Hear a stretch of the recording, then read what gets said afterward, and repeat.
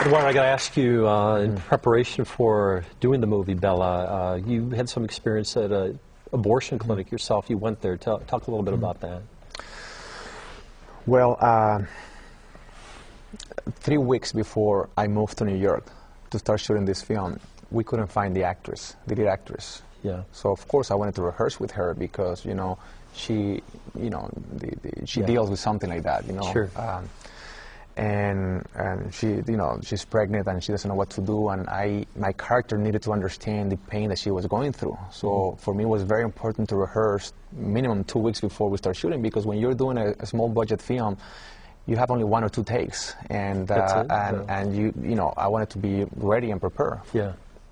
So this is 2 weeks. We can't find the actress, and so I'm living in Los Angeles. I'm very nervous. I don't know what to do. So I thought, you know what?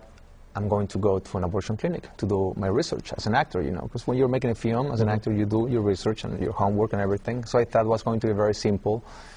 I was going to, go there in the morning, and I was going to stop the first lady and, hi, my name is Eduardo, I'm an actor, I'm making this film, can I ask you a few questions, how do you feel? Hold on 1 second, let me write it down. Okay. And of course I was very naive, when I got there in the morning. The next day I was in shock when I saw these girls going in, 16, 17, 15, going in, and I forgot about the film. I was in shock because I didn't know what to do, and I didn't feel right for me to stop them and to say, listen, I'm making this film, can I interview you a little bit? Of course not, it didn't feel right. Yeah. But then I saw a little group of people trying to convince them not to do it. So I approached that group and I told them, can I be here for a second? Yeah. I wanted to hear at least something, and they thought I was one of them. So this is my first time ever, so you have to imagine this guy, like, what am I doing here? What should I do? Yeah. And all of a sudden, one of the ladies from the group tells me, you know what? These couple are from Mexico, and they don't speak English. You want to talk to them? And I said, sure, yes, of course. And next thing you know, I'm talking to them, and they recognize me from the soap operas from Mexico. Wow. Even though I did them 10 years ago, they repeat them through Univision forever. So they're looking at me and, Eduardo Verastegui, what are you doing here? And I'm thinking to myself, oh my gosh, now she's going to think that my girlfriend is inside or something like that. And I don't want to tell about the film neither. Yeah. So what should I do? So we start talking for 45 minutes about life, faith, food, Mexico, dreams, about everything. Yeah. I gave her a little miraculous medal. Gave her a little miraculous medal and a little teddy bear, and she started crying, and I don't even remember what I said. I was very nervous. Yeah. And next thing you know, she said she didn't go in. She left. And I called her the next day because I thought maybe she was shy and she was going to go the next day. And so I spoke to her for like 3 or 4 times, and we found the actress eventually. I moved to New York, finished the film.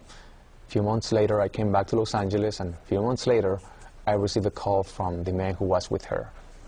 And he said, Eduardo, I have a great news.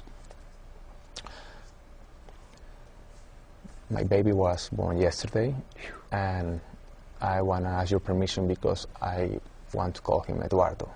Wow. And I just remember putting the phone down, and I couldn't even speak. And a few weeks later, when I met the baby, and when I went to the hospital, and weeks later, I'm having Eduardito here in my arms, and the way he was looking at me, and it changed my life because I didn't plan to do that. I went there only to do my research, and by the grace of God, I was used, as an instrument to save this baby, and it was just amazing. It changed my life. I started dancing with him and praying and everything, and it was the most noble thing I ever done in my life, to the point that if this film tomorrow disappear and nobody see it again, and just for that exist, moment right there. Yeah. The fact that one baby is alive, I will be rejoicing the Lord for that moment, and it was just amazing. And that's one story. And just recently in Miami, another friend saw the film and called me one day and said, you know what, this other friend, is going through this. His girlfriend is pregnant, and they have an appointment tomorrow at 8 o'clock. And can you call him? I saw the film, and I'm thinking about Jose in the film. So I called him, I spoke to him, and few weeks, few days later, I was in Miami, and I showed them the film and spoke